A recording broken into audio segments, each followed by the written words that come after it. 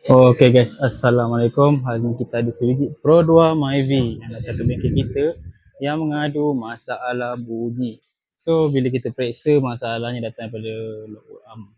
Sebab apa saya kata lower arm? Sebab dengan join dah pecah bawah.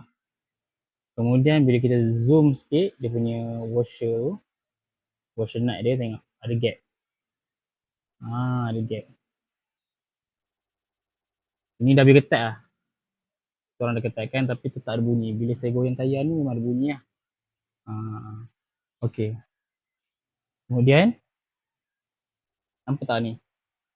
Ini nama dia link. Alright. Ini link bahagian side passenger. Okay, dia ada lah. Tapi bila kita beralih kepada side driver pula, mana pergi? Misteri. Kemungkinan loose dan hilang lah. Cabut kan. Tak tahu langgar unggul ke lubang ke. Kena hilang. Ini sebabkan bunyi ni. Bila corner, langgar lubang, langgar bump, bunyi. Kemudian kereta ni ada leaking lah. Leaking ni datang daripada dia punya ni lah, oil filter housing. Alright. Okay.